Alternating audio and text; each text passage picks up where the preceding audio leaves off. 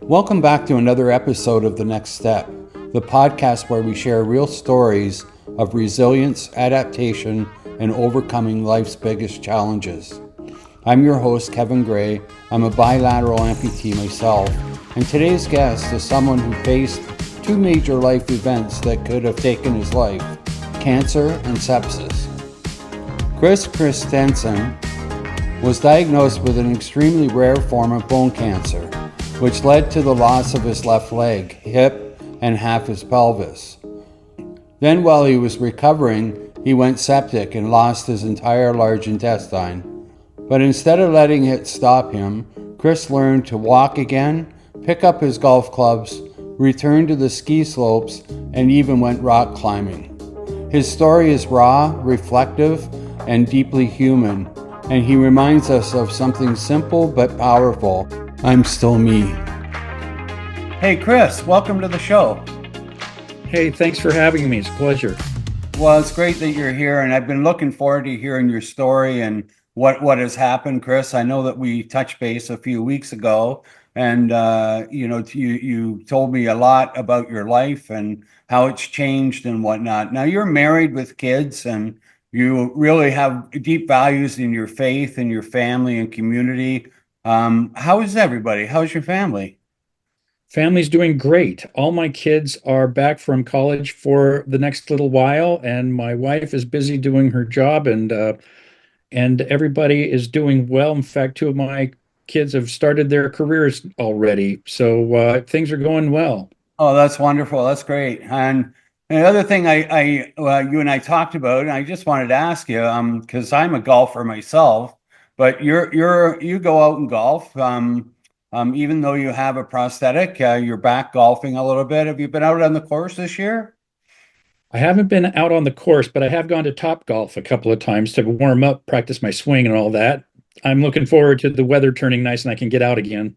Yeah, that's great. I'm telling you, my friends are they're anxious that I get out too, and that's my goal by the end of the summer, is to golf a game. And I keep telling them I have an excuse now with my legs.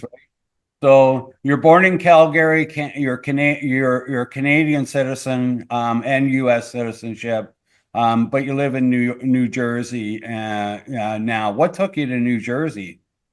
So it started off when I left Calgary when I was 21 years old. I went to go to college in the United States, and there I met my lovely wife and got married and started a career while I was working towards my citizenship.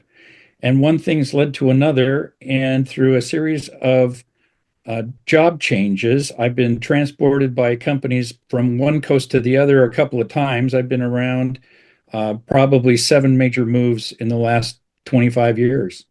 Wow, wow. Isn't it fascinating how your career can really get you to see a lot of the country and travel? I have worked as a consultant myself and have been through, I think I've visited almost every city in the States and been all over the world. So have you gotten to travel any international travel? Yeah, actually, I've done a lot of international travel back in the day. I don't do much flying anymore, but I've been to many countries in Europe. I've been to Asia. I haven't been to India yet, and I'd still like to get to China, but I've had the privilege of flying all the way around the world. I've flown now over 1 million miles. Wow, that's fascinating. Well, listen, Kris, I'd like to start right from the beginning. Hopefully you can still remember those early days. You were dealing with some back issues, and you thought it was sciatica, right? And I think some of the doctors even diagnosed you as sciatica. Um, but you discovered it was much more serious than that. So tell me what unfolded in that. I was dealing with back problems that also radiated down into my leg. Like you said, sciatica, I thought. The doctor did take MRIs and saw that there were bulging discs that were potentially pinching the sciatic nerve. So I would get spinal injections to bring down the swelling and take the pressure off that nerve. And that worked for a long time. But then it slowly got worse and worse, where the injections weren't lasting very long and the pain would keep coming back. It got to a point where I was getting injections every 3 months, much to the chagrin of my doctor. And then it was every 6 weeks, at which point he threw his hands up in the air and yelled at me and called me just a drug seeker, that I was only interested in this for medication. But then he took an MRI a little bit lower and found out that it wasn't sciatica at all. It was a tumor that had encased my sciatic nerve in my pelvis, and that's what was causing the pain, Wow. radiating from my spine down into my leg.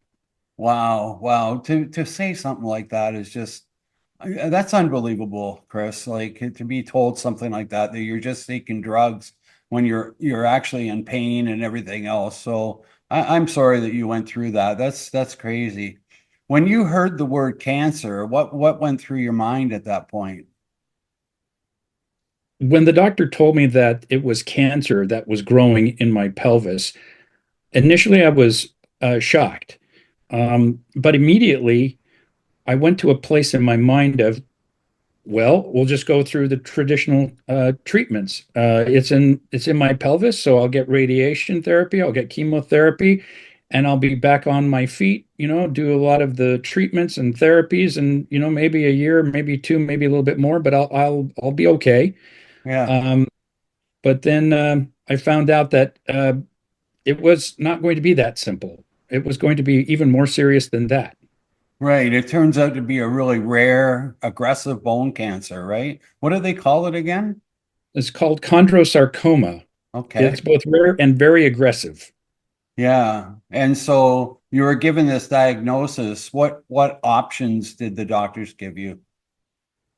Well, I after the first doctor told me that it was a growing mass inside of my pelvis and that it was likely cancer, he hooked me up with a specialist that deals with osteo-oncology, and got an appointment with her the very next day. And she told me what it was, after she did a biopsy of the tumor and found out that it was chondrosarcoma. She called me back into the office after the biopsy and said, "Here's the deal. We know what the cancer is, but the problem is it's the type of cancer that is non-responsive to radiation therapy or to chemotherapy. The only solution is to cut the tumor out of your body. But the problem is the tumor is so seriously attached to your pelvic bone, and in fact has busted through the bone wall, that we have to take out your whole left pelvis and your left leg. So Wow. you're going to be an amputee." Wow. Wow. I can't even imagine that feeling. What was going through your mind at that point when they told you you're going to lose your leg? Well, she told me that I was going to have to lose my leg to save my life.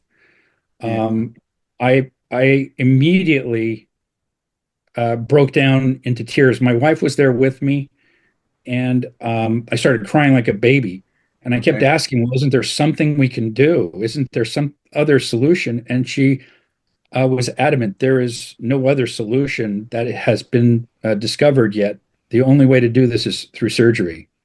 Yeah, so you don't even have an option, right? You have to do this, and you're an active guy, so you probably take that pretty hard. I know when they told me that I'd be losing my legs, yeah, you break down, you get very upset, I don't know even how to describe the feeling, but it really hits you with a shock that how am I going to live my life now moving forward without a leg or without my legs? Now, this surgery that we're talking about, Kris, was a pretty complex surgery, right? Can you just tell us a little bit about that and remember, like, tell me how you got prepared for that surgery and how complex that surgery is. What was it called again? The surgery is called a hemipelvectomy. That's where they remove the left side of the pelvis and all of the bones that are attached to it, all the way down to the leg. They just take the whole thing, and that would hopefully get rid of all of the cancer cells in the body. But it is very complex. In fact, the doctor told me it's the second most complicated surgery there is. the first being a full pelvectomy. Wow. So how long did it take again? You said it took 6 hours, right? Well, actually, she told me that it was going to be 16 hours in surgery, Oh, 16. and it was going to be very, very bloody. Right. And I went into surgery, and she was able to do it in just about 12 hours, and they didn't had to transfuse me even a single unit of blood. She was giddy. She told my wife while I was recovering from the anesthesia how amazingly smooth the surgery went and how unexpectedly clean it was, and that she was very positive about the prognosis for getting all the cancer, even though some of the margins were as small as a millimeter. Wow. Wow. And that's what you want to hear, that things went smooth and, without a hitch, right? So you say goodbye to your leg. This really struck me the last time we talked. You were saying that you actually said goodbye to your leg. What did that feel like? Well, tell us what you meant by that. Well, it all starts as soon as the doctor told me that I was going to have to become an amputee. I only had 3 weeks to prepare. She told me that the tumor was in such a, a critical state that if we didn't operate immediately, it could be very bad for me. It could, in fact, be life-threatening. So she scheduled the surgery 3 weeks out from the day that she talked to me. And so I really didn't have much time to prepare. So when the day of the surgery came, I was sitting in the prep room in the hospital. No one was around. My wife had gone. Doctors weren't there, and I was just alone in the little preparatory room. And I took a look at my leg. I looked down at it, and it was perfectly good leg. And I I didn't know what to do. So I said goodbye to it. Yeah. It it had served me so well and had seen me through so much that it really felt tragic to give it up. And so I thanked it and I said goodbye. And that was surprisingly therapeutic because I was able to draw some things to a bit of closure by doing so. Um, and even though it's been hard, it has been okay knowing that I did have 53 years of use out of it, and it did serve me well. And now it's gone, and I did a proper goodbye. Yeah, what an optimistic way of looking at it, Kris. Jeez. I know for me, I look at pictures of myself from years ago, and I look at those and say, geez, but without legs now, I really, take it for granted back then, right? And it can happen to anybody. Yeah, what we're going through, anyone can lose a limb, and it could be for many, many different reasons, right? So that's very powerful, the way you said goodbye and kind of grieved the loss of your leg. Now, things were not over in terms of bad news for you at this point. There was something really unexpected that you didn't see coming. You went septic and you lost a couple of weeks of your memory and woke up. Incredible. It was really incredibly tragic. And well, how did that process, work out? What happened at that? So it was September when I went in for my hemipelvectomy surgery, and I was there through to the beginning in the hospital through to the beginning of November, recovering from the surgery. But unbeknownst to the doctors and to me, I'd caught some sort of crazy infection. It's called C. diff. It's some crazy Latin name that I can't pronounce. And they sent me home, not knowing that I was infected. And so the day after Thanksgiving, I got to have Thanksgiving dinner with my family, but the next day, I collapsed, completely went unconscious. And my wife was trying to take care of me, and she ended up having to call the 911 to have the ambulance come and take me to the hospital. Well, one thing led to another, and they had to recruit my surgeon back into the conversation when they found out that I was indeed infected and that it was sepsis that was causing me to be blacked out and unconscious, and that action had to take right away. So they did another MRI and found that my large intestine was completely dead from sepsis. And so when I woke up 2 weeks later, I was coming to consciousness, and I was wondering where the heck I was and what I was doing there. And I realized I was in the hospital. I was back in the hospital, the same hospital I was in before. But then I felt something weird. I felt this plastic bag attached to my belly. And I thought at first, well, this is just a drainage thing. But it turned out to be far worse than that for me.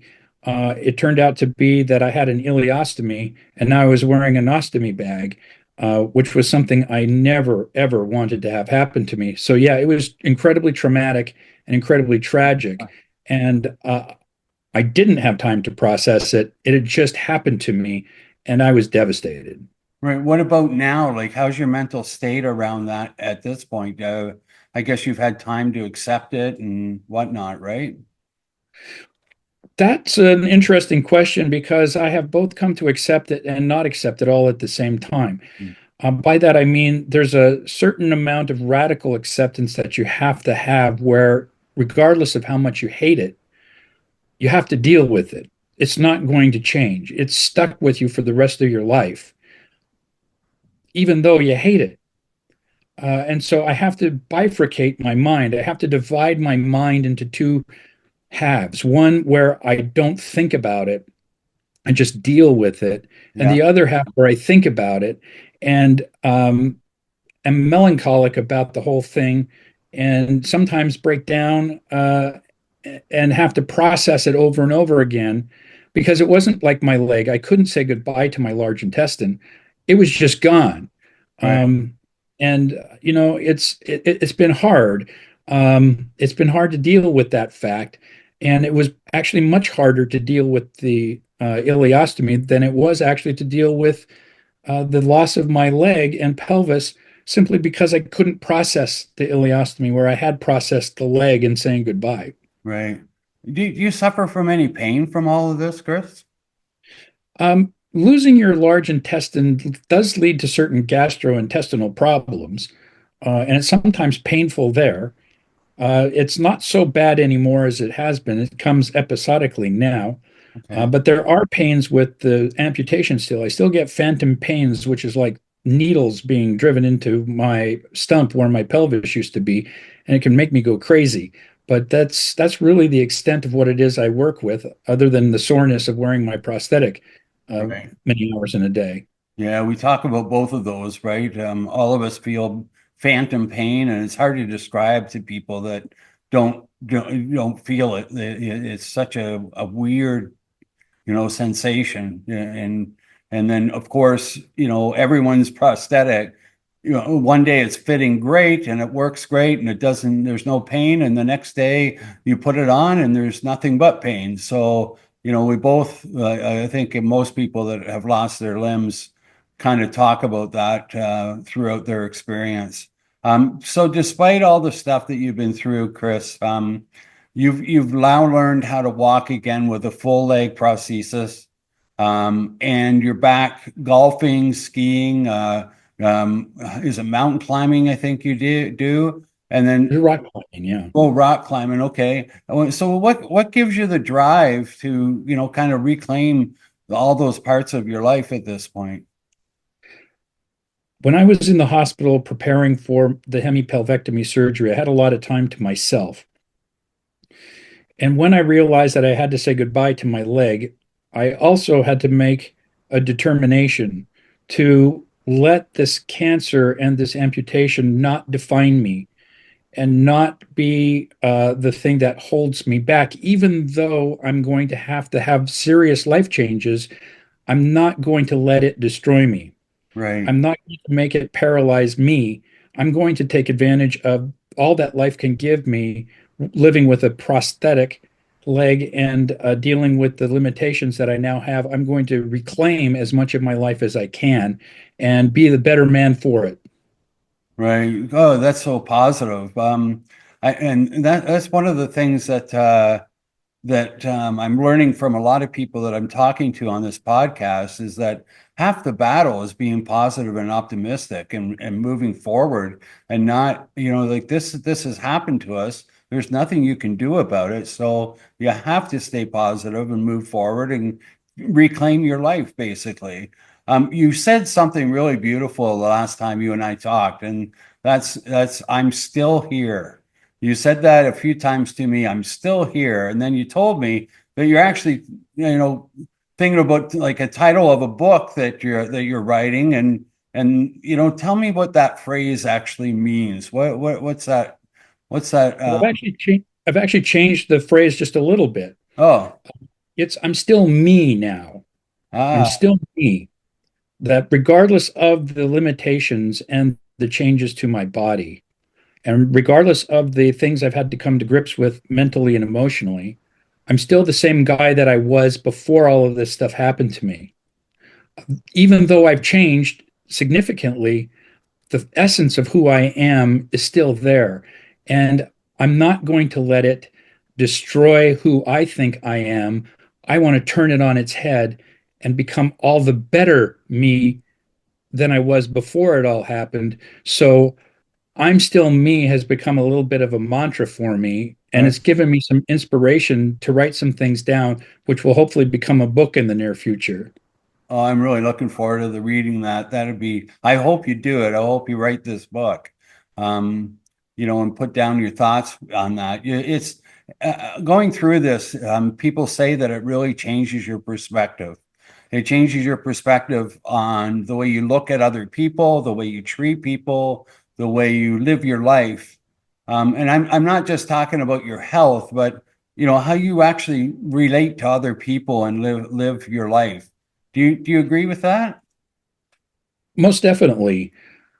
It has changed the way I look at my own life, specifically my own health. I didn't take as much conscious awareness of my own health and take care of myself until it was too late. I knew something was wrong with my hip, but I didn't know what, and I kept postponing and postponing and postponing going to the doctor to try to figure out what was going on until it was too late. Then I had to lose my leg. And I've come to realize that no one's going to take better care of your health than you are. So you've got to own that. Right. And you've got to own it seriously and listen to what your body has to tell you. It's also changed the way that I live my life, especially the way I interact with other people. That is, when I was in the hospital recovering, I was laying there one day when the housekeeper lady came through the room, cleaning up and mopping the floor. And there were a lot of gifts that were brought to my room, including food gifts, including some brownies that one well wisher gave to me. But the problem is that they put all this food stuff on the other side of the room up next to the window. And I Oh, was a one legged guy how do you get laying in a to hospital it? bed. How Yeah. am I going to get to that stuff? So it was unrealistic that I would ever eat any of that. So it dawned on me one day that I was going to change the way I approached the world and to other people, and to try to make everybody's day a little bit better for having come to see me than they were before they came. So I got to busy telling one-legged man jokes to all the healthcare providers. I got busy trying to make them laugh or engage them in meaningful ways on their terms. And then when this lady came in to mop the floor, I realized I didn't have much to offer her except some of the food, including these brownies that were on the Right. windowsill. And so I told her, "You can do something for me." And she asked me, "What was it?" I said, "You can go over to that box and retrieve one of those brownies and take it for yourself and eat it on your break." And she Nice. stopped and she cried. She cried openly. And I thought, "Oh my goodness, what have I done?" And I apologized up and down, saying, "I didn't realize I was doing something so wrong. I forgive me." And she said, "No, um, it's not that you've done something wrong. It's that you've done something right. This is the very first time in my whole life that anybody has offered me anything like this." She Wow. was an underpaid, undereducated woman living in an undesirable place in the city. And she had a very hard life, and here was an act of kindness that was given to her when she least expected it. And so I realized that it could be something as little as a brownie that you offer somebody that can make all the difference for them in the way they live their life, and make their world a little bit better, uh, and bring a little bit more life to the world, a little bit more gladness and happiness. And it doesn't have to be big, but you have to do something. Yeah, that's a beautiful story. You don't know what people are going through, right? You don't know how they're feeling, what kind of challenges they're faced with, and there she is, really struggling probably. I know I did the same with some of the cleaning people. They would come in the room, and I would just tell them, like, take a break, hide in here for a little bit, let's talk. And we'd have, we just laugh for like 15 minutes and then she'd get back to work again. But it made a difference in their life. Now, when you say that you did this and you do this now, is that a big change from before you lost your leg? Because you sound like kind of the guy that would treat people pretty respectful anyway. How, Well, it has changed me in some respects. But prior to all of these experiences, I would say that I probably was pretty giving and pretty engaged with other people. But having gone through this now and experienced all kinds of people at all different stations of life, I've come to realize that I've got to be more purposeful, more thoughtful, more engaged in not only my life, but how my life intersects with their life, and give them something that's particularly custom to them, to really think about what they need, not what I need, but right. what they need, and give them that instead of what it is that I want to give them. Give them what they want, what they really need. And so that's really changed my perspective on giving and being with other people. Yeah, purpose. You work as a consultant in the pharmaceutical industry, and you're helping others using your voice there. And so, what role does purpose really play in your recovery? I'm a learning and development consultant for the pharmaceutical companies. I work with pharmaceutical employees to help train and teach them on everything that they need to be trained and taught on. And I consult with their bosses to come up with training programs that meet their needs. So we try to find a voice that will speak to them. And as part of that, I find that this whole business of engaging people in the way that they need it has changed the way I think about training. Uh, Right, the whole business of purpose is all about coming to life and coming to engage others in their life in a very meaningful, purposeful way, to give, again, to give them what they want and what they need the way they need it, not the way I necessarily want to give it, but to do it from their perspective. So it drives everything. It drives not only what I do professionally, um, in changing the way I deliver and design things, but it changes the way I am interpersonally with my family and with my friends and others, where I'm now far more engaged in their lives purposefully than I was before. right. And so, yeah, it's really all about purpose, deciding what it is you're going to do for and with other people. Wow, that's incredible. Well, what a way to look at it. Yeah, and so if you the people that are listening to this podcast today, presumably there's some people out there that just lost their leg or is about to lose their leg, or they've gotten some kind of diagnosis that they're going to lose their leg. What would you say to them at this point, after going through all this journey? What would you want to say to them if you walked in their hospital room right now? I would want to say a couple of things to somebody like that. The first thing I would want to say is grieve the loss. Grieve the loss before you have to go through the amputation or experience, or from the time you get your diagnosis. Start grieving and honestly grieve. grieve from your heart, um, and say your goodbyes and do it meaningfully. Come to grips with the fact that this is going to go away. Kind of like, I don't want to say it's like death, because it's not death. It's still life, but it's life in a different way. So you've got to be prepared to accept it, which is the next thing I'd want to encourage somebody who's about to go through this. You got to come to accept it.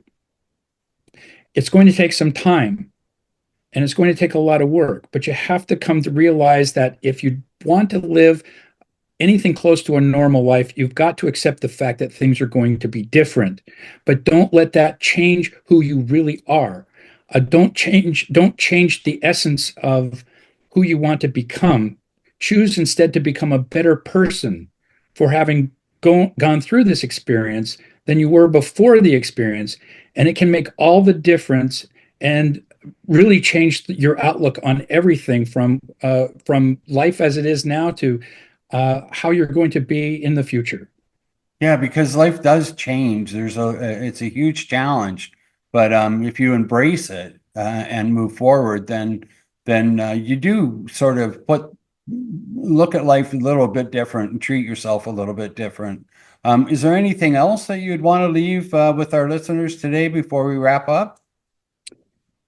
Indeed, I would say to people, engage with your friends, your family, and neighbors, and do it early and do it often.